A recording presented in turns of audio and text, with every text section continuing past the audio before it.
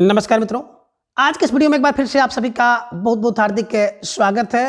आज हम हिंदी साहित्य इतिहास के अंतर्गत आधुनिक काल में छायावाद के प्रमुख कवि एवं उनकी प्रमुख रचनाओं को अब तक के सबसे आसान ट्रिक की सहायता से याद करने का प्रयास करेंगे। तो जैसा कि स्क्रीन पर आप देख पा रहे हैं, छायावाद। और छायावाद की बात करें तो छायावाद का सबसे पहले समय जानना आवश्यक होता है। और छायावाद का समय अगर देखें तो सन 1918 ईस्वी से लेकर के सन 1936 ईस्वी तक का जो समय है वह छायावाद के अंतर्गत आता है। ठीक है ना। तो छायावाद का समय क्या हो गया, 1918 ईस्वी से लेकर के 1936 ईस्वी तक का जो समय है वो छायावाद के अंतर्गत आता है। कैसे दिमाग में रखें तो देखिए, छाया को हम लोग करते हैं छाया। कौन बोले सर, 18 वर्ष से लेकर के जो 36 वर्ष तक का समय होता है, इसमें व्यक्ति क्या होता है, हर व्यक्ति अपने फील्ड में छाया रहता है। अगर खिलाड़ी है तो खेल जगत में छाया रहेगा, कोई प्रतियोगी छात्र है तो वो प्रतियोगिता के क्षेत्र में छाया रहता है। यानी कि जितनी भी परीक्षा में बैठेगा ना, सब में वो पास आ जाएगा, उसका सिलेक्शन हो जाएगा। तो व्यक्ति क्या होता है, 18 से जो 36 वर्ष तक की उम्र होती है उसमें छाया रहता है। ठीक है ना। इसके बाद तो ढेर सारी जिम्मेदारी वगैरह आ जाती है, तो फिर वो कहाँ चीज़ें रह जाती हैं, ना तो बुद्धि रहती है, ना तो बल रहता है, और ना ही वो समय रहता है। तो मोटी बात दिमाग में रख लीजिएगा। व्यक्ति कब बोले सर, 18 से 36 वर्ष तक की उम्र में व्यक्ति क्या होता है, अपने अपने फील्ड में अपने अपने क्षेत्र में छाया रहता है। तो छाया फार छायावाद 18 से 36, 18 से 36 मतलब 1918 में प्रारंभ हुआ और 1936 में, ठीक है ना, तक ये चलता है। कौन, छायावाद युग। ठीक है। अब कुछ मोटी मोटी बातें देख लीजिए कि हिंदी में बात करें, सर्वप्रथम मुकुटधर पांडे ने जबलपुर से प्रकाशित एक पत्रिका थी जिसे सन 1920 ईस्वी में इन्होंने प्रकाशित करवाया था, और उसका नाम था हिंदी में छायावाद। ठीक है ना। अब ये 4 किस्तों में एक लेख प्रकाशित हुआ था। तो इस दिमाग में रख लीजिएगा कि हिंदी में सर्वप्रथम पंडित मुकुटधर पांडे ने क्या किया था, जबलपुर से क्या किया, एक पत्रिका प्रकाशित करवाई। कब, 1920 में। सबसे पहले 1920 में जबलपुर से पत्रिका प्रकाशित होती है, किस नाम से, हिंदी में छायावाद इस नाम से प्रकाशित होती है, और 4 किस्तों का एक लेख है। ठीक है। चलिए आगे बात करते हैं। मुकुटधर पांडे को लिखित रूप में छायावाद शब्द का प्रथम प्रयोक्ता स्वीकार किया जाता है। यानी कि अगर एक प्रश्न बनता है कि हिंदी में सर्वप्रथम छायावाद शब्द का प्रयोग किसने किया है, तो आपके दिमाग में आना चाहिए कि हिंदी में सर्वप्रथम छायावाद शब्द का प्रयोग जो है मुकुटधर पांडे ने किया है। तो मुकुटधर पांडे, मुकुट सबसे पहले धारण करेंगे ना तो आपको खूब छाया मिलेगी, तो मुकुट धरिए और छाया करिए। ठीक है ना। तो छायावाद शब्द का सबसे पहले प्रयोग मुकुटधर पांडे ने किया था, इसे दिमाग में रखिएगा। ठीक है। अब आगे वही बात बता रहे हैं कि सन 1920 ईस्वी में सुशील कुमार ने सुस्ति में हिंदी में छायावाद शीर्षक से एक संवादात्मक लेख प्रकाशित करवाया। ठीक है ना। अब इस संवाद में 4 लोगों ने भाग लिया, जिनमें पहला नाम है सुशीला देवी का, दूसरा नाम हरिकिशोर बाबू, तीसरा नाम अगर देखा जाए तो चित्रकार हरि नरेश जोशी हैं, और चौथा नाम है सुमित्रा नंदन पंत। ये वही सुमित्रा नंदन पंत जी हैं जिन्हें आप देखेंगे तो बिल्कुल हिंदी साहित्य में कोई ऐसा रचनाकार जो कि पुरुष हैं और नाम इनका स्त्री की तरह है, सुमित्रा। ठीक है ना। और स्त्रियों की तरह वेशभूषा भी इनकी थी, बड़े बड़े बाल वगैरह रखते थे। ठीक है ना। तो आप इन्हें भी दिमाग में रख लीजिएगा कि सुमित्रा। ठीक है ना। अब इन 4 लोगों ने जो भाग लिया, इन्हें कैसे दिमाग में रखें, तो एक क्लू यहाँ से बनाइए, सुशीला और सुमित्रा। सुशीला, सुशीला फार सुशीला देवी, सुमित्रा फार सुमित्रा नंदन पंत जी, 2 यहाँ से हो गए। और हरि किशोर का क्या करते थे, चित्र देखते हैं। ठीक है ना। कहाँ पर बताए सर कि जो छायावाद, हिंदी में छायावाद शीर्षक से लगा ना, तो हिंदी में छायावाद में गए थे, तो सुशीला और सुमित्रा क्या कर रहे थे, हरि किशोर का क्या कर रहे थे, चित्र देख रहे थे। ठीक है ना। तो यहाँ पे सुशीला देवी और सुमित्रा नंदन पंत 2 हो गए, हरि किशोर का चित्र देख रहे थे तो हरि किशोर बाबू, और चित्र से हो जाएगा चित्रकार राम नरेश जोशी। इन 4 लोगों ने उसमें भाग लिया था। ठीक है। चलिए आगे बात करें कि छायावाद की परिभाषा को लेकर के, और इन दिनों जो ट्रेंड चल रहा है, तो छायावाद की परिभाषा से प्रश्न तो आना है। ठीक है ना, कि ये परिभाषा किसने दी है और इनके द्वारा कौन सी परिभाषा दी गई है। तो ज़्यादातर यही पूछा जाता है, एक परिभाषा दे दिया और 4 नाम दे दिया कि यह किसके अनुसार छायावाद की परिभाषा दी गई है। ठीक है ना। इसे हम लोग देखेंगे। बहुत एक तरह से देखा जाए तो बिल्कुल चैलेंज का काम होता है याद करना, लेकिन आज की बात बिल्कुल आपकी चुटकी में बैठ जाएगा। क्या है कि छायावाद की जो है विभिन्न विद्वानों ने जो परिभाषाएं दी है उसे हम लोग देखेंगे। सबसे पहला नाम आता है आचार्य रामचंद्र शुक्ल जी का। इन्होंने परिभाषा दिया कि छायावाद शब्द का प्रयोग दो अर्थों में समझना चाहिए। एक तो रहस्यवाद के अर्थ में, जहाँ इसका संबंध काव्य वस्तु से है, अर्थात जहाँ कवि उस अनंत और अज्ञात प्रीतम को आलम्ब बनाकर अत्यंत चित्रमयी भाषा में प्रेम की अनेक प्रकार से व्यंजना करता है। छायावाद शब्द का बता रहे हैं कि दूसरा प्रयोग काव्य शैली या पद्धति विशेष के व्यापक अर्थ में है। ठीक है ना। अब इतनी बड़ी परिभाषा कैसे दिमाग में रखेंगे, तो यहाँ से एक क्लू लीजिएगा कि दो अर्थों में कौन, बोले भैया दो अर्थों में तो कौन छाए हैं, बोले रामचंद्र शुक्ल छाए हैं। बस यही पकड़ लीजिएगा कि जहाँ पे देखिएगा दो अर्थों में, है ना, दो अर्थों में कौन छाया है, बोले सर दो अर्थों में तो रामचंद्र शुक्ल छाए हैं। छाया फार छायावाद की परिभाषा किसने दिया, राम ने दिया। तो दो अर्थों में कौन, बोले दो अर्थों में रामचंद्र शुक्ल छाए हैं, दो अर्थों में रामचंद्र शुक्ल छाए हैं। यानी कि छायावाद की परिभाषा दो अर्थों में, जहाँ पे देखिएगा रामचंद्र शुक्ल। ठीक है ना। दो अर्थों में कौन छाए हैं, बोले सर रामचंद्र शुक्ल छाए हैं। ठीक है ना। क्यों, तो एक क्लू बना लीजिएगा कि इनके जो भी कोई बात लिखते थे कहते थे तो उसके दो अर्थ होते थे। तो बस दिमाग में से बैठा लिएगा क्या कि दो अर्थों में रामचंद्र शुक्ल छाए हैं, दो अर्थों में कौन छाए हैं, रामचंद्र शुक्ल। ठीक है ना। यानी कि जैसे दो अर्थों की बात आ जाएगी, छाया फार छायावाद की परिभाषा दिए हैं, कौन दिए हैं, रामचंद्र शुक्ल जी दिए हैं। चले ठीक है। आगे दूसरे जो आप देख पा रहे हैं विद्वान आप कह सकते हैं, रचनाकार कह सकते हैं, नंद दुलारे वाजपेयी जी हैं। क्या परिभाषा ने दी कि मानव अथवा प्रकृति के सूक्ष्म किंतु व्यक्त सौंदर्य में आध्यात्मिक छाया का भान मेरे विचार से छायावाद की सर्वमान्य व्याख्या हो सकती है। इन्होंने क्या बताया कि देखें यहाँ से क्या बताया कि मानव अथवा प्रकृति के सूक्ष्म किंतु व्यक्त सौंदर्य में आध्यात्मिक छाया का भान मेरे विचार से छायावाद की सर्वमान्य व्याख्या हो सकती है। तो विचार और भान की बात यहाँ पे आ जा रही है। ठीक है ना। तो विचार और भान, भान विचार कौन, नंद। ठीक है ना। तो यहाँ पे ले लीजिएगा कि देखिए मानव की प्रकृति यहाँ पे देखिए दुलार है ना। तो मानव क्या करता है, प्रकृति से दुलार करेगा, प्रकृति के सूक्ष्म तत्व से दुलार करेगा। कौन करता है, मानव करता है। तो मानव की प्रकृति से सूक्ष्म कौन, दुलार। मानव प्रकृति से दुलार करता है। तो मानव का मतलब हो गया मानव अथवा प्रकृति, जहाँ पे प्रारंभ में आ जाए, शुरुआत में ही आ जाए, तो मानव प्रकृति दुलार। मानव प्रकृति से क्या होता है, दुलार होता है। बस दिमाग में रख लीजिएगा कि मानव प्रकृति से दुलार करता है, प्रेम करता है। ठीक है ना। तो आप कैसे दिमाग में रखें कि मानव क्या आ रहा है कि बोले सर कि मानव प्रकृति का दुलार जो है छाया है, मानव में प्रकृति का दुलार छाया हुआ है, प्रकृति का दुलार छाया हुआ है। इन्हीं की छायावाद की परिभाषा दुलारे जी ने क्या दिया है कि मानव अथवा प्रकृति, जैसे मानव अथवा प्रकृति स्टार्टिंग में मिल जाएगा आपको, बस मानव में प्रकृति का दुलार छाया है, मानव में प्रकृति का दुलार छाया है। बस दिमाग में रख लीजिएगा, आसानी से बन जाएगा। ठीक है ना। और नंद को आप लोग जान ही रहे हैं कि कितना कुछ करिए वो भान रहती हैं, भान मेरे विचार, है ना।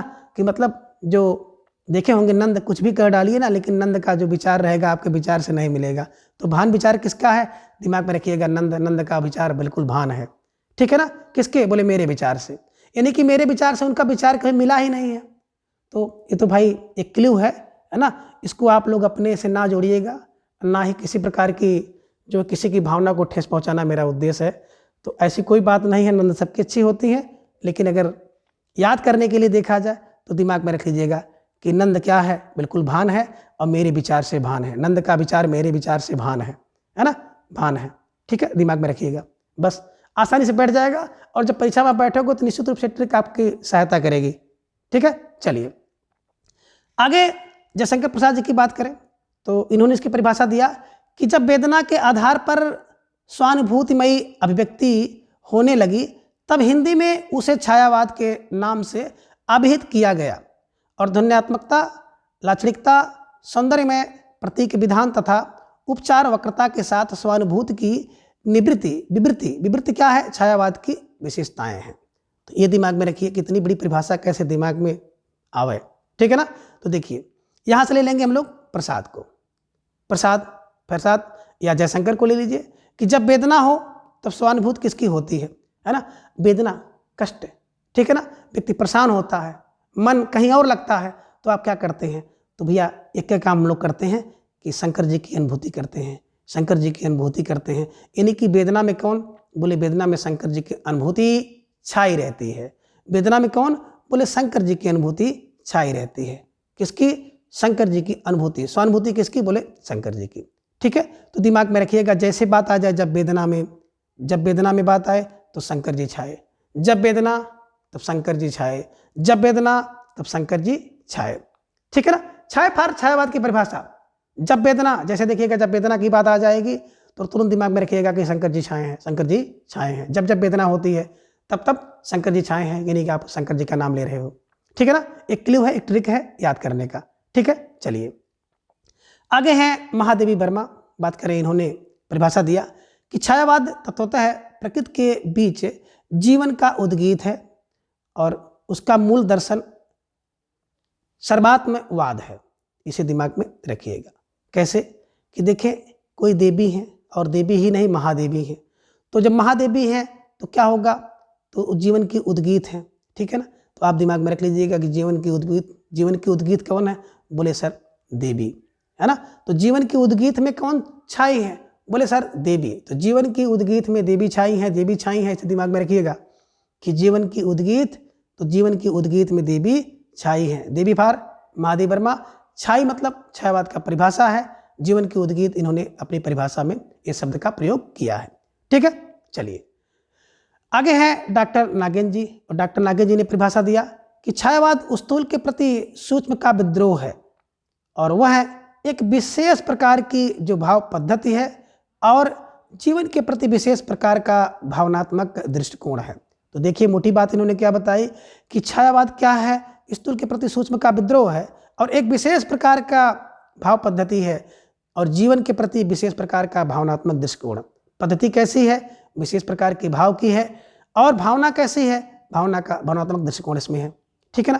तो इतनी लंबी परिभाषा तो याद नहीं होगी, लेकिन क्लू निकालिए क्या है, बोले सूक्ष्म के प्रति विद्रोह कौन, बोले नागेंद्र। ठीक है ना। अब सूक्ष्म के प्रति विद्रोह में कौन, बोले सूक्ष्म के प्रति अगर विद्रोह होता है, सूक्ष्म के प्रति, सूक्ष्म माने छोटा कोई व्यक्ति है, उसके प्रति कोई विद्रोह कर रहा हो तो कौन छाएंगे, बोले नागेंद्र छाएंगे।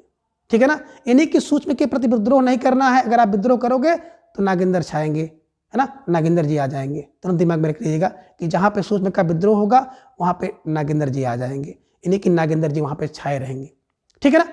सूक्ष्म का मोटी मोटी बात ले लीजिएगा कि सूक्ष्म का जब विद्रोह होता है तो नागेंद्र जी उसको देख नहीं पाते हैं, वहाँ पहुँच जाते हैं। ठीक है ना। तो सूक्ष्म के विद्रोह में कौन छाएंगे, बोले सर नागेंद्र जी छाएंगे।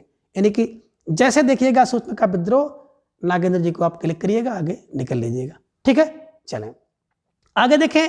इसी की उल्टी परिभाषा इन्होंने दे दिया डॉक्टर रामविलास शर्मा जी ने कि छायावाद स्थूल के प्रति सूक्ष्म का विद्रोह नहीं रहा, है ना, वरन थोथी नैतिकता, रूढ़वाद और सामंतवादी साम्राज्यवादी बंधनों के प्रति विद्रोह रहा है।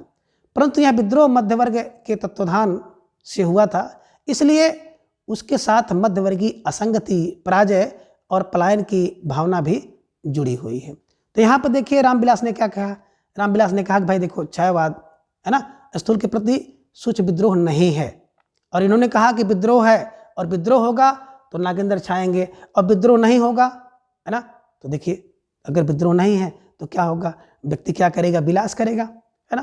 तो दिमाग में रख लीजिएगा कि जब विद्रोह नहीं है तो विलासिता ही छाई रहेगी, विलासिता छाई है, विलासिता छाई है। इन्हीं की विलासिता फार रामविलास शर्मा जी की परिभाषा है कि सूक्ष्म के प्रति विद्रोह नहीं होगा तो विलास होगा, विलास होगा, यानी कि रामविलास शर्मा जी की परिभाषा दी गई है। तो दिमाग में इसी बैठाइएगा कि सूक्ष्म का विद्रोह होगा तो नागेंद्र छाएंगे और सूक्ष्म का विद्रोह नहीं होगा तो क्या होगा, विलास ही छाएगा, आदमी विलासी हो जाएगा, विलास रहेगा, यानी कि रामविलास शर्मा जी की ये परिभाषा है। ठीक है, चलिए अब आगे देखिए। डॉक्टर नामवर सिंह ने एक परिभाषा दिया, क्या दिया कि छायावाद उस राष्ट्रीय जागरण की अभिव्यक्ति है जो अपने एक ओर पुरानी रूढ़ियों से मुक्ति चाहता है और दूसरी ओर विदेशी पराधीनता से। तो देखिए मुक्ति की बात आ रही है ना, जो भी नामवर व्यक्ति होगा ना वो पुरानी रूढ़ी से मुक्ति चाहेगा और दूसरी, ठीक है ना, तो दिमाग में रखिएगा छायावाद उस जागरण का नाम है, राष्ट्रीय जागरण, ठीक है ना। तो एक बात तो मोटी मोटी ले लीजिएगा कि मुक्ति, जो नामवर व्यक्ति हैं, नाम वाले व्यक्ति हैं जिनका बड़ा नाम है, वो मुक्ति चाहते हैं, ठीक है ना। तो देखिएगा रूढ़ियों से मुक्ति चाहेंगे, और दूसरी ओर किससे, विदेशी पराधीनता से मुक्ति चाहेंगे। कौन, बोले नामवर व्यक्ति। और यहाँ पर दे लीजिएगा क्या होता है कि राष्ट्रीय जागरण, देखिए अभी तक कोई ऐसी परिभाषा नहीं है जिसमें राष्ट्रीय जागरण शब्द आया हो, ठीक है ना। तो दिमाग में रख लीजिएगा कि कौन, बोले राष्ट्रीय जागरण में कौन छाए हैं, बोले राष्ट्रीय जागरण में तो नामवर लोग छाए हुए हैं, जिनका नाम है वही तो छाएगा, ठीक है ना। तो दिमाग में रख लीजिएगा कि जो राष्ट्रीय जागरण है, तो राष्ट्रीय जागरण में कौन छाया है, बोले सर नामवर लोग छाए हैं। तो नामवर फॉर डॉक्टर नामवर सिंह की परिभाषा है, राष्ट्रीय जागरण की अभिव्यक्ति, ठीक है ना। अब छाया फॉर छायावाद की परिभाषा है, कौन लोग छाए हैं, तो दिमाग में रख लीजिएगा नामवर लोग, ठीक है ना। तो नामवर लोग क्या करते हैं, राष्ट्रीय जागरण में छाए हुए हैं, अच्छा दिमाग में रखिएगा। और नामवर लोग क्या होते हैं, पुरानी रूढ़ियों से मुक्ति चाहते हैं, और दूसरी ओर किससे, विदेशी पराधीनता से मुक्ति कौन चाहता है, नामवर लोग चाहते हैं, ठीक है, दिमाग में बैठाइएगा। चलें आगे, डॉक्टर रामस्वरूप चतुर्वेदी ने एक परिभाषा दिया कि वह कहा छायावाद, वह मतलब छायावाद को कहा कि मूलतः शक्ति काव्य है, पुनर्जागरण चेतना का व्यापक और सूक्ष्म रूप है, और अपनी अर्थ प्रक्रिया में मानव व्यक्तित्व के गहरे स्तरों पर समृद्ध करता है। तो दिमाग में कैसे रखा जाए कि राम स्वरूप, देखिए बात करें राम के स्वरूप, तो राम का स्वरूप जो होगा ना, बिल्कुल एकदम आप देखेंगे तो शक्ति का काव्य होगा। बस दिमाग में रखिएगा कि राम के स्वरूप में क्या है, बोले सर राम के स्वरूप में मूलतः शक्ति छाई है, मूलतः क्या छाई है, शक्ति छाई है। आपने देखी होगी एक राम की शक्ति पूजा भी है, ठीक है ना। तो ऐसे जोड़ते हैं हम लोग, ठीक है। क्या जोड़ेंगे कि राम के स्वरूप में, बोले सर राम के स्वरूप में तो मूलतः काव्य की शक्ति छाई है, छाई फॉर छायावाद की परिभाषा, मूलतः शक्ति काव्य परिभाषा इन्होंने दिया है छायावाद के विषय में, तो ठीक है ना। तो राम के स्वरूप में क्या हुआ, बोले सर राम के स्वरूप में मूलतः काव्य शक्ति छाई है, मूलतः काव्य शक्ति छाई है, ठीक है, इसे दिमाग में रखिएगा। तो इस तरह से अगर आप प्रयोग करेंगे तो आसानी से आपको याद हो जाएगा। एक बार फिर से हम लोग इसको सरसरी तौर पर देखें क्या परिभाषाएं किसने दी हैं। तो देखिए दो अर्थों में, बोले दो अर्थों में सर शुक्ल जी छाए हैं, दो अर्थों में शुक्ल जी छाए हैं। अब देखिए दुलार मानव प्रकृति का स्वभाव है, मानव प्रकृति से दुलार करेगा, मानव प्रकृति के दुलार में छाया हुआ है, मानव प्रकृति में दुलार में छाया हुआ है, ठीक है। और आपने ये भी देखा है कि दुलार में कौन भान है, नंद भान है, मेरे विचार से उसके विचार नहीं मिल रहे हैं, ये भी दिमाग में रखिएगा, ठीक है ना। और जब आप वेदना में होते हो तो जयशंकर प्रसाद को याद करते हो, यानी कि जयशंकर प्रसाद छाए हैं, कब, वेदना में, जब वेदना तब प्रसाद छाए, जब वेदना तो शंकर छाए, ठीक है ना, दिमाग में रखिएगा। और क्या है बताए कि जीवन की उद्गीत में कौन, बोले देवी छाई है, कौन, महादेवी छाई हैं, दिमाग में रखिएगा। जीवन की उद्गीत में कौन, बोले महादेवी छाई हैं। और जब क्या होगा, बोले सर सूक्ष्म के प्रति विद्रोह होगा तो नागेंद्र आएंगे, सूक्ष्म के विद्रोह में कौन छाया है, बोले नागेंद्र जी छाए हैं, ठीक है ना। और जब सूक्ष्म का विद्रोह नहीं होगा तब क्या होगा, बोले सर जब सूक्ष्म के प्रति विद्रोह नहीं होगा तो कौन, विलासता छाएगी, यानी कि विलासी हो जाएंगे व्यक्ति, और रामविलास शर्मा जी की परिभाषा है, ठीक है। आगे क्या है, नामवर लोग, राष्ट्रीय जागरण में किसका नाम हो रहा है, तो जितने भी नामवर लोग हैं उनका नाम हो रहा है। और नामवर लोग क्या कि बोले पुरानी रूढ़ी से मुक्ति चाहते हैं, और दूसरी ओर विदेशी पराधीनता से भी मुक्ति चाहते हैं। तो दिमाग में रखिएगा जो नामवर लोग हैं वो राष्ट्रीय जागरण में छाए हैं, ठीक है। और स्वरूप, राम का स्वरूप, राम के स्वरूप की बात करें तो शक्ति का काव्य, राम का स्वरूप शक्ति का काव्य। ऐसे दिमाग में रखेंगे तो निश्चित रूप से आपको याद हो जाएगा, और परीक्षा में जब इन सभी प्रश्नों से आपका सामना होगा तो निश्चित रूप से आप इनको बिल्कुल मात दे देंगे, ठीक है ना। चलें अब आगे हम लोग चलते हैं, छायावाद के प्रवर्तक को देखेंगे। तो छायावाद के प्रवर्तकों की बात की जाए तो प्रवर्तक और प्रस्तोता, ठीक है ना। तो एक तरफ आप देख रहे हैं प्रस्तोता और दूसरी तरफ प्रवर्तक कौन है, ठीक है। रामचंद्र शुक्ल जी की बात करें तो रामचंद्र शुक्ल जी ने किसको, मधुसूदन गुप्त को और मुकुटधर पांडे को क्या माना, छायावाद का प्रवर्तक माना, ठीक है ना। यहाँ पर भी हम क्लू वही लेंगे कि छाया है, ठीक है ना। अब कौन व्यक्ति कहाँ छाएगा, थोड़ा सा इसको हम लोग दिमाग में रखेंगे ताकि ज़्यादा असरकारी हो आपके लिए याद करने में, ठीक है ना। देखिए अब रामचंद्र कहाँ जा रहे हैं, बोले सर मिथिला में जा रहे हैं, मिथिला की जानकी, मिथिला के पास जाएंगे। तो राम जी कहाँ गए, मिथिला में, ठीक है ना। तो मिथिला में छाए हैं, रामचंद्र मिथिला में छाए हैं, क्योंकि बोले सर क्योंकि मुकुट लगाए हैं, तो मुकुट लगाए हुए हैं और बड़े सुंदर लग रहे हैं। ऐसे ट्रिक दिमाग में बना लीजिएगा कि राम जी क्या हैं, बोले रामचंद्र तो मिथिला में छाए हैं, क्यों, क्योंकि मुकुट लगाए हैं। तो बात करिएगा कि रामचंद्र शुक्ल के अनुसार मिथिला फार मैथिली शरण और मुकुट लगाए हैं मुकुटधर पांडे को। ठीक है ना, क्या माना कि ये छायावाद के प्रवर्तक हैं। ठीक है, दिमाग में रख लीजिएगा। दूसरे आचार्य हैं नंद दुलारे वाजपेयी जी ने, इन्होंने सुमित्रानंदन पंत को माना। ठीक है ना, अब देखें इसी में आपको नंद मिल रहा है, यहाँ देखिए नंद है और यहाँ देखिए नंद है, नंद नंद को मिला दीजिएगा कि नंद नंद। ठीक है ना, ये दिमाग में बैठा लीजिएगा, आसानी से बैठ जाएगा। जहाँ पे देखिए नंद वहाँ पे नंद को मिला ले लीजिएगा। और एक मोटा किलो ये ले लीजिएगा कि नंदों में कौन नंद छाई है, बोले सर नंदों में तो हमारी नंद सुमित्रा है, बहुत छाई है। ठीक है ना, ऐसे दिमाग में बैठा लीजिएगा। किसी की नंद अगर सुमित्रा है और नहीं है तो काल्पनिक नंद मान लीजिए कि नंदों में कौन नंद, बोले नंदों में तो सुमित्रा नंद क्या है, बिल्कुल सबसे पहले छाई है। यानी कि नंद दुलारे वाजपेयी जी ने सुमित्रानंदन पंत को छायावाद का प्रवर्तक माना है। नंदों में नंद, कौन नंद, बोले सुमित्रानंद। ठीक है ना, सुमित्रानंद छाई है। ठीक है, दिमाग में रख लीजिएगा। ठीक है, आगे चलते हैं। प्रभाकर माचवे जी की बात करें तो प्रभाकर माचवे जी ने माखनलाल चतुर्वेदी जी को छायावाद का प्रवर्तक माना। कैसे दिमाग में बैठा है, तो देखिए प्रभा ना बिल्कुल एकदम व्हाइट होती है, स्वच्छ होती है, साफ होती है। वैसे माखन भी होती है, बिल्कुल स्वच्छ साफ होती है। तो प्रभा और माखन को मिला लीजिएगा कि प्रभा जैसी माखन, माखन जैसी प्रभा जैसी माखन मिलाइएगा। और नहीं कुछ आ जाए तो आप दिमाग में रख लीजिएगा कि प्रभा क्या कर रही है, बोले माखन खा के आई है ना। प्रभा क्या है, माखन खाकर आई है, इसलिए छाई है ना। कोई व्यक्ति है जो माखन खा के आया है और महफिल में छा गया है, अच्छा गाना गा रहा है, अच्छी स्पीच दे रहा है, या आप सर प्रश्न पूछ रहे हैं और सारा उत्तर कौन दे रही, प्रभा दे रही है, तो किसी ने पीछे से कमेंट कर दिया कि भैया माखन खा के आए हैं। ठीक है ना, तो दिमाग में रख लीजिएगा, इसीलिए प्रभा छाई है। तो प्रभा माखन खाकर आई है, इसलिए छाई है। प्रभा फार प्रभाकर माचवे, और माखन की बात आ जाएगी तो माखनलाल चतुर्वेदी क्या है, इसके प्रवर्तक। किसने माना, प्रभाकर माचवे जी ने माना है। ठीक है, चलिए आगे हैं इलाज चंद जोशी व अन्य विद्वानों ने जयशंकर प्रसाद जी को छायावाद का प्रवर्तक माना है। अब इसे कैसे दिमाग में रखें, तो देखिए जोश, जब जोश आता है ना तो आप कहें जय शंकर, करते हो कि नहीं करते हो। जो जोश में होता है जय शंकर जय शंकर जय शंकर। और कभी कभी क्या होता है, जब व्यक्ति परेशान होता है तो उसको इलाज के लिए बता देते भैया जाओ अब शंकर जी की पूजा वूजा करिए, शंकर जी को मनाइए, है ना। तो ऐसा कुछ दिमाग में रख लीजिएगा। ठीक है ना, जोश में जय शंकर, इलाज में शंकर काम आएंगे, शंकर जी का प्रसाद काम में आएगा। बस ऐसे मोटी मोटी बातें रख लीजिएगा। वैसे भी जब 2-3 मैच आप करा ले जाते हैं तो अगर एक का क्लू और ट्रिक नहीं आपको पता है तो भी आप वहाँ पे मैच करा लेते हैं। ठीक है ना, तो एक बार फिर देखिए कौन, बोले राम जी, रामचंद्र क्या है, बोले मिथिला में मुकुट लगाए हैं इसलिए छाए हैं। तो मिथिला में कौन छाए हैं, बोले रामचंद्र छाए हैं क्योंकि मुकुट लगाए हैं। नंदों में कौन नंद, बोले नंदों में सुमित्रानंद, कौन नंद, सुमित्रानंद छाई हैं। और प्रभा माखन खाकर आई हैं इसलिए छाई हैं। ठीक है ना, और जोश में जयशंकर, जोश में जयशंकर, जयशंकर का नारा छाया है। ठीक है ना, ऐसे दिमाग में बैठाइएगा, आसानी से आपको याद हो जाएगा। ठीक है, चलिए अब आगे हम लोग एक एक जो छायावाद के कवि हैं उन कवियों को देखेंगे। और बात करें छायावादी कवि की तो यहाँ पर आप देख पा रहे हैं छायावादी कवि।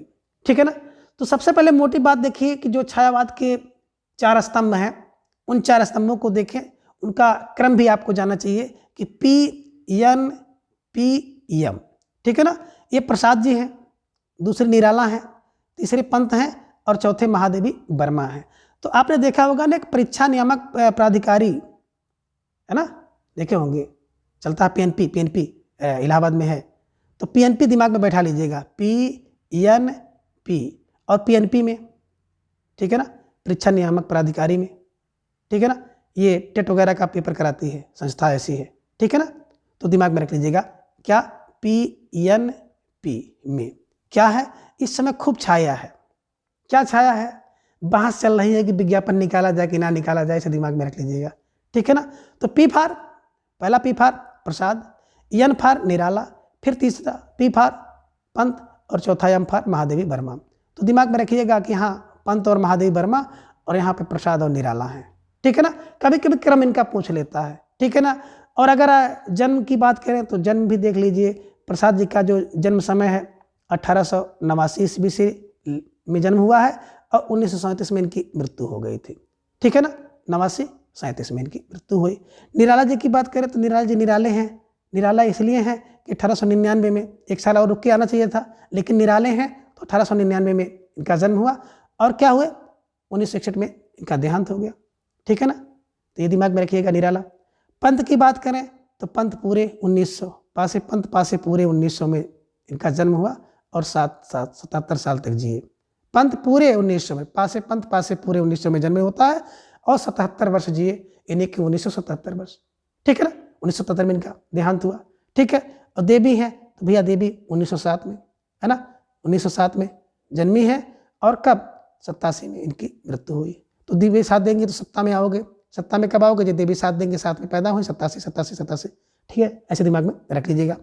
और अभी आगे हम लोग विस्तृत रूप से एक एक जो छायावाद के कवि हैं उनको देखेंगे। ठीक है, चलिए, तो छायावाद के कवियों का आपने क्रम देख लिया कि पीएनपी में प्रसाद, निराला, पंत और महादेवी वर्मा। ठीक है, देखिए यहाँ पर भी बात वही आ रही है, लेकिन क्रम थोड़ा सा उल्टा है। प्रसाद जी हैं बिल्कुल, दूसरे पे आप रखिए निराला जी को, तीसरे पे रखिए किसको, आप पंत जी को रखिए और चौथे पे रखिए वर्मा जी को।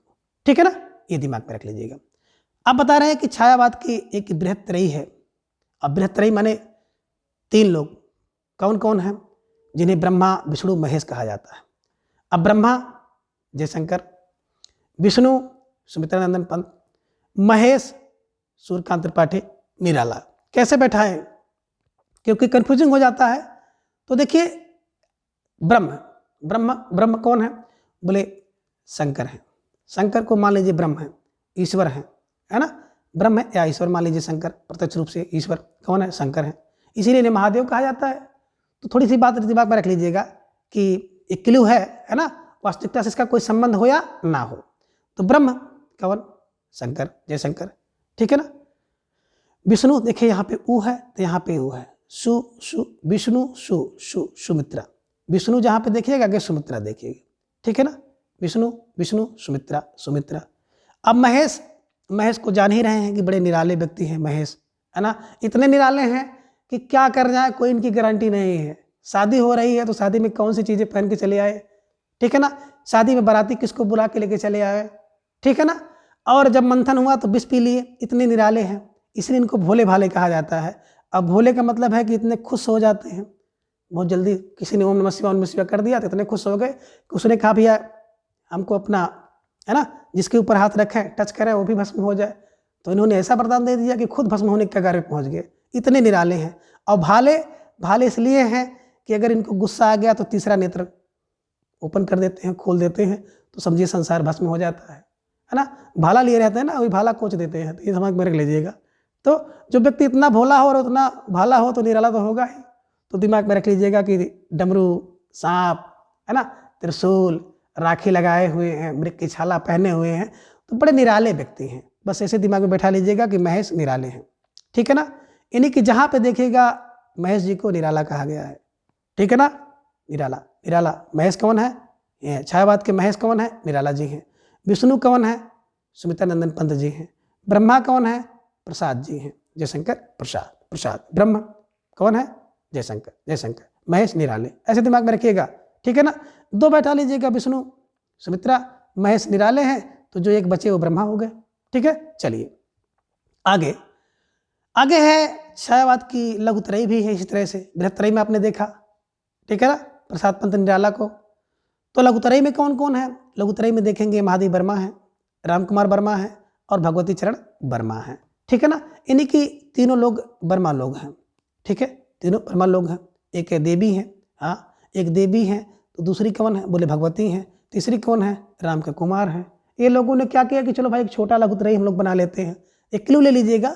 ठीक है ना, तो जब बृहत्त्रयी हुआ, मान लीजिए इन लोगों का नाम उसमें नहीं आया होगा, तो इन्होंने कहा कि चलो हम लोग तीनों लोग मिलकर के एक छोटी लघुत्रयी बना लेते हैं। तो इन्होंने छोटी लघुत्रयी बना लिया, जिनमें एक देवी है, एक भगवती है और एक राम कुमार वर्मा है। ठीक है, ये दिमाग में रखिएगा।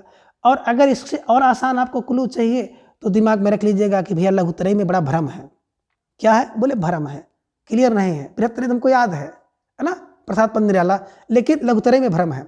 भा से भगवती चरण वर्मा, रा से राम कुमार वर्मा और माँ से महादेवी वर्मा। तो बस दिमाग में रख लीजिएगा लघुत्रयी में भ्रम भ्रम भ्रम भ्रम।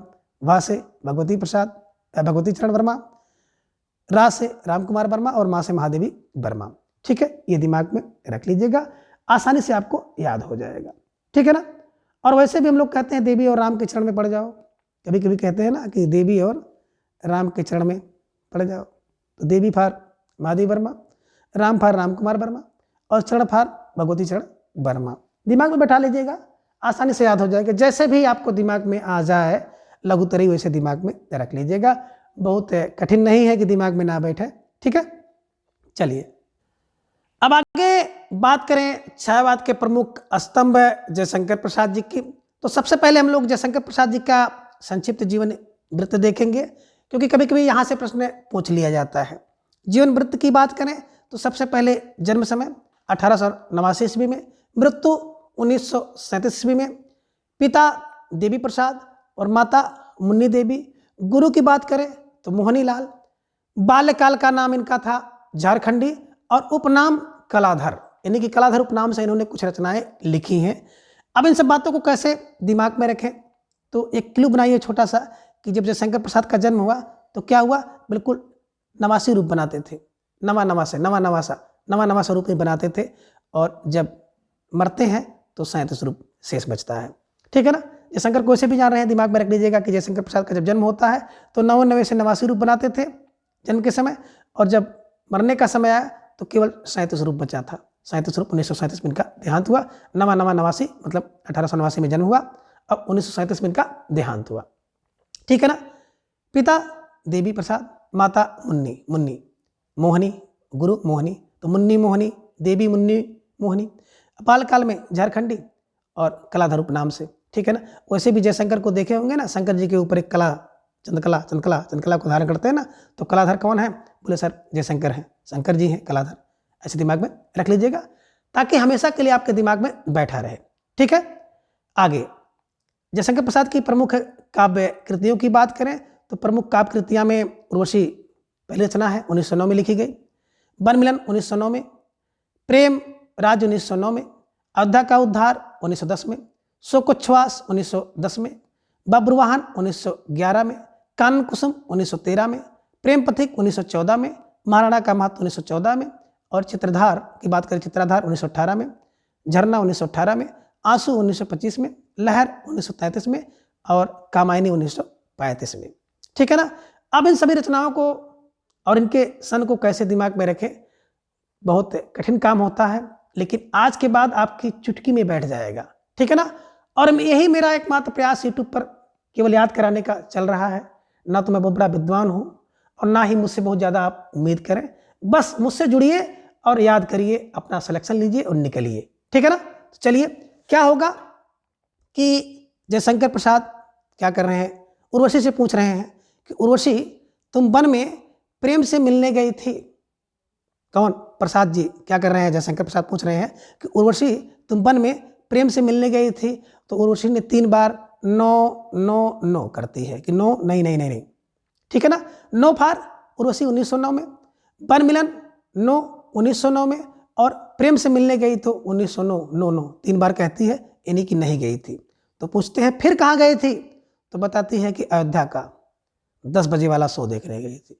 तो अयोध्या के बाद जैसे आएगी तो अयोध्या उद्धार 1910 में और शो 1910, तो कह रही कि अयोध्या का 10 बजे वाला शो देखने गई थी, है ना, और उसी वन में प्रेम से मिलने नहीं गई थी, ठीक है। चलिए तो पूछ रहे हैं कि वाहन पर 11, देखिए वाहन है, कोई स्कूटी रही होगी, कोई बाइक रही होगी, तो उसके वाहन पर, किसके, उर्वशी के वाहन पर क्या देखा, है ना, 11 कानन कुसुम देखते हैं और पूछते हैं तेरे हैं, ठीक है ना।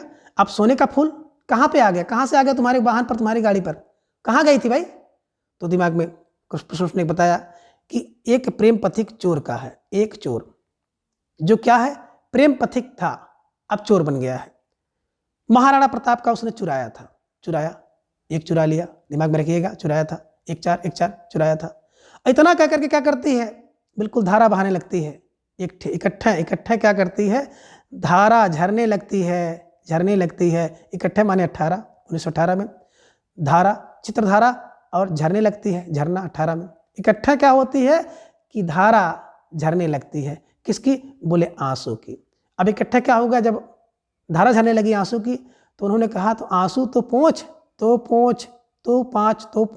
है ना, कहते हैं तू पोंछ, तू पोंछ, तू पोंछ, तू पोंछ हो गया ना, आंसू तो पोंछ भाई। तो जब आंसू पोंछती है तो उसके मन में क्या हो जाती है ना, लहर लेने लगती है। लहर देखो तिरछी तिरछी तिरछी तिरछी लहर लेने लगती है और क्या करती है, कामना करती है कि हे ईश्वर अब बहुत ज़्यादा 3-5 ना हो। 3-5 का मतलब कामना फार कामायनी, 3-5 माने 1935, ठीक है ना।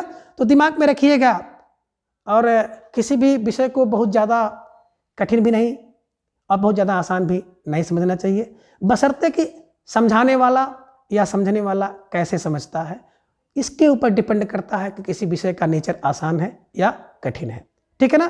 तो आपको आज के बाद बिल्कुल ये रचना दिमाग में हमेशा के लिए बैठ जाएगी, अंगुली पर आप काउंटिंग करेंगे, ठीक है। क्या बोले, उर्वशी तुम वन में प्रेम से मिलने गई थी, उसने 3 बार नो नो कहा, no no no know far नहीं नहीं नहीं, ठीक है ना। कहाँ गई थी, बता रही है अयोध्या के 10 बजे वाला शो देखने गई थी, ठीक है ना। तेरे वाहन पर 11 कानन कुसुम तेरे हैं, बताते ही नहीं। एक प्रेम पथिक चोर का है, एक चोर माने 1914 चोर जिसने महाराणा प्रताप का चुराया था, ठीक है ना। इतना कह के क्या होती है, एक धार झरने लगती है, किसकी, आंसू की। तो कहते हैं आंसू तो पोंछ, ठीक है ना। इस पे क्या हो जाता है, उसका मन थोड़ा सा लहर लेने लगता है, सांत्वना की लहर लेने लगता है और कामना करती है कि हे भगवान अब आगे 3-5 ना हो और ज़्यादा प्रश्न ना पूछे जाएं। बस दिमाग में ऐसा रख लीजिएगा, आसानी से याद हो जाएगा, ठीक है ना। 2-3 बार देखिएगा, ठीक है। चलिए आगे जयशंकर प्रसाद जी की बात करें तो इनकी प्रथम कविता है सावन पंचक, है ना, 1906 में लिखा और भारतेंदु पत्रिका में कलाधर उपनाम से प्रकाशित हुई थी। तो दिमाग में रख लीजिएगा कि सावन पंचक, है ना। सावन आता है तो अच्छे माने 1909 में, ठीक है ना, अच्छे। तो सावन में क्या होता है, बड़े पंचक होते हैं, अच्छे पंचक होते हैं। और भारतेंदु जी ने क्या किया, उसको कलाधर उपनाम से अपनी पत्रिका में छापा था, दिमाग में रख लीजिएगा, ठीक है। चलिए आगे है जयशंकर प्रसाद जी की बात करें तो प्रथम छायावादी कविता इनकी है प्रथम प्रभात। पहले प्रभात आती है ना, तो प्रथम है, पहले क्या छाता है आसमान में, बोले सर पहले तो प्रभात छाता है, तो प्रथम प्रभात छाता है आसमान में, दिमाग में रखिएगा, प्रथम छायावाद, है ना। प्रथम प्रभात कब, 1918 में, ठीक है। चलिए और झरना भी आपने देखा है कि झरना 1918 में भी आपने देखा है, ठीक है। जयशंकर प्रसाद की प्रथम जो पुस्तक उर्वशी है, जो कि एक चंपू काव्य है, तो दिमाग में रख लीजिएगा कि क्या करते हैं, बोले सर उर्वशी आई थी, है ना, क्या किया, एक काव्य करके चंपू हो गई, ठीक है ना। तो उर्वशी क्या किया, एक काव्य किया और काव्य करके चंपू हो गई, इन्हीं की चंपू काव्य है उर्वशी, ठीक है ना। अब खड़ी बोली में जयशंकर प्रसाद का प्रथम काव्य संग्रह है कानन कुसुम, ठीक है ना। कानन कुसुम की बात करें, वही कानन कुसुम तेरे हैं, इन्हीं की 1913 में लिखा गया था, 1913 में खड़ी बोली, ठीक है ना, का प्रथम काव्य संग्रह है। चलिए आगे जयशंकर प्रसाद की जो रचना है जिनमें आप देख पा रहे हैं झरना को क्या कहा जाता है, छायावाद की प्रथम रचना स्वीकार किया जाता है और इसी झरना को छायावाद की प्रयोगशाला भी कहा गया है। तो दिमाग में रख लीजिएगा कि छायावाद की प्रयोगशाला कौन, झरना क्या है ना, छायावाद की पहली रचना भी इसको माना जाता है, ठीक। जयशंकर प्रसाद की जो कृति है आंसू तो पोंछ 1925 में जो लिखी गई है, 133 छंदों का विरह प्रधान स्मृत काव्य है, इसे हिंदी का मेघदूत, ठीक है ना। अब कैसे दिमाग में रखेंगे, देखिए आंसू आते हैं ना, तेरे आंसू क्या है, तीन तेरे आंसू, है ना। तो तेरे आंसू, तेरे तीन आंसू, तेरे पार तेरे तीन आंसू बिल्कुल विरह की स्मृत करा रहे हैं, यानी कि विरह स्मृत में, ठीक है ना। और क्या होता है, हिंदी का मेघदूत। अब देखिए हिंदी का मेघदूत क्या कर रहा है, बोले सर आंसू बहा रहा है, तो हिंदी में कौन मेघदूत आंसू बहाएगा, यानी कि हिंदी का मेघदूत आंसू है, तो हिंदी का मेघदूत आंसू बहाता है, हिंदी का मेघदूत आंसू है, ठीक है ना। दिमाग में रखिएगा कि हिंदी का मेघदूत आंसू बहाता है, ठीक है ना। कब, बोले तेरे साथ 3 आंसू, तेरा तीन, इसे दिमाग में रखिएगा, ठीक है। चलिए आगे जयशंकर प्रसाद की बड़ी प्रसिद्ध कृति है चित्राधार 1918, ठीक है ना, इकट्ठा धारा कृति है ना, ब्रज भाषा में लिखी गई है, ठीक है। प्रेम पथिक प्रसाद का वही एक चोर है, 1914 में ब्रज भाषा में है, 1909 में लिखा गया था, जिसका खड़ी बोली मनवाद 1914 में इन्होंने किया, ठीक है, इसे दिमाग में रखिएगा। और आगे देखते हैं जयशंकर प्रसाद की जो कृति है कामायनी, एक काव्य है और इसका हम लोग संक्षिप्त विवरण यहाँ पर देखेंगे। उर्वशी क्या है? उर्वशी चंपू काव्य है, एक काव्य करके चंपू हो गई थी, ठीक है ना। और कामायनी क्या है? महाकाव्य है, इसे भी दिमाग में रख लीजिएगा। और यहाँ पे क्या है? कामना आप करते हैं ना कि 3-5 ना हो, इन्हीं की 1935 में लिखी गई थी, ठीक है। चलिए अब कामनी की बात आएगी, कामायनी की बात आ जाएगी। तो कामायनी 15 सर्ग है, ठीक है ना। शांत रस है, इसे दिमाग में रखिएगा। समरसतावाद और आनंदवाद दर्शन इसके हैं। प्रमुख पात्र हैं मनु, श्रद्धा, इड़ा, कुमार हैं। और ताटंत छंद्र है, दिमाग में रख लीजिएगा, ठीक है ना। देखिए भाई, कामना हर व्यक्ति करता है कि शांति रहे, जीवन में समरसता रहे, आनंद रहे, हर व्यक्ति कामना करेगा। कोई व्यक्ति ऐसा नहीं जो अपने जीवन में सोचे कि भैया शांति ना हो, तो शांति की कामना हर व्यक्ति करेगा। अंगिरस शांत है। दर्शन की बात करें तो हर व्यक्ति अपने जीवन में समरसता चाहता है, आनंद चाहता है, ठीक है ना। सबके मन में श्रद्धा है, सबके अंदर है ना, इड़ा, कुमार, ये सब बातें तो होती ही है। ताटंत की बात करें, ताटंत छंद इनका है, तो दिमाग में रख लीजिएगा, टक टक टक टक, है ना, ताटक ताटक है, टाटक टाटक कर लीजिएगा दिमाग में, ताजा ताजा, है ना, छंद लिखते थे, है ना। तो कामना क्या है भैया? ताजी ताजी, टाटक टाटक कर लीजिए, ताजा ताजा, है ना। तो टाटक माने ताजा ताजा क्या होना चाहिए? हर काम ताजे में हो, जल्दी हो जाए, नौकरी मिले तो टाटक मिल जाए, जल्द से मिल जाए, ठीक है ना। वेतन भी जल्दी मिल जाए। तो हर चीज़ की कामना हम लोग क्या करते हैं? ताटंत हो। तो कामना है कि ताटंत माने जल्दी जल्दी हो, ये दिमाग में रखिएगा, ठीक है ना। चलिए अब प्रश्न जो है कामायनी के सर्ग को लेकर बनता है। और अभी हाल ही में मेरे ख्याल से जो टीजीटी की परीक्षा हुई थी उसमें एक प्रश्न यहाँ से बना था कि कामायनी का कौन सा सर्ग है, ठीक है ना। तो इसको हम लोग देखेंगे। कामायनी में जो 15 सर्ग हैं और उन 15 सर्गों को हम लोग चुटकी में याद करेंगे, ठीक है ना। अब देखिए कामायनी के सर्ग की बात करते हैं। पहला सर्ग है चिंता, दूसरा है आशा, तीसरा सर्ग है श्रद्धा, चौथा सर्ग है काम, पांचवा सर्ग है कामना, छठा सर्ग है लज्जा, सातवां सर्ग है कर्म, आठवां सर्ग है ईसा, नौवां सर्ग है इड़ा, 10वां सर्ग है स्वप्न, 11वां सर्ग है संघर्ष और 12वां है निर्वेद, 13वां दर्शन, 14वां रहस्य और 15वां और अंतिम सर्ग है आनंद। कैसे दिमाग में रखें? देखिए बात करें कामना की, ठीक है ना। तो देखिए जब कामना होती है तो हर व्यक्ति को चिंता होती है, सबके पास चिंता है। अचिंता, पहली बात तो चिंता होगी, चिंता है तो चिंता के साथ दूसरी बात क्या है? आशा भी होती है ना। चिंता है तो आशा होगी कि चिंता तो है कि सिलेक्शन होगा कि नहीं होगा, ऐसा है वैसा, नहीं होगा तो क्या करेंगे। फिर आशा आती है कि इतना पढ़ते लिखते हैं, इतनी अच्छी तैयारी कर रहे हैं तो निश्चित रूप से सफलता मिलेगी। तो सबसे पहले चिंता होती है, फिर आशा होती है, फिर क्या होती है? श्रद्धा होती है। श्रद्धा किसी देवी देवता, भगवान चाहेंगे, ईश्वर चाहेंगे, हनुमान जी चाहेंगे। तो तीसरी बात क्या है? श्रद्धा होती है। चौथा क्या है? साथ साथ हम लोग क्या करते हैं? कर्म करते हैं, काम करेंगे। चौथी बात क्या करेंगे? कर्म करेंगे, काम करेंगे। और पांचवी बात क्या है? वासना। वासना देखिए कोई व्यक्ति अगर 5 साल से कहीं रह रहा है तो उसको वहाँ का वासी मान लिया जाता है। दिमाग में ऐसे रखिएगा कि 5 सर्ग 5 वासना, यानी कि 5 साल से रह रहे हो तो वहाँ के वासी हो गए, ठीक है ना। अब देखिए जब लज्जा आती है तो आप क्या करते हो? छी छी छी फार छे, छठवां सर्ग लज्जा, छी छी छी छी, है ना। जब किसी को आप देखते हैं तो आपको लज्जा आती है, लज्जा आती है तो आप कहते हो छी छी, ठीक है ना, छी छी छी। और साथ साथ कर्म करो, साथ साथ कर्म मैंने सातवां सर्ग कर्म का है, साथ साथ कर्म करो, ठीक है ना। ईर्ष्या, ईर्ष्या 1 8 लोग, 1 8 8 8 8, है ना।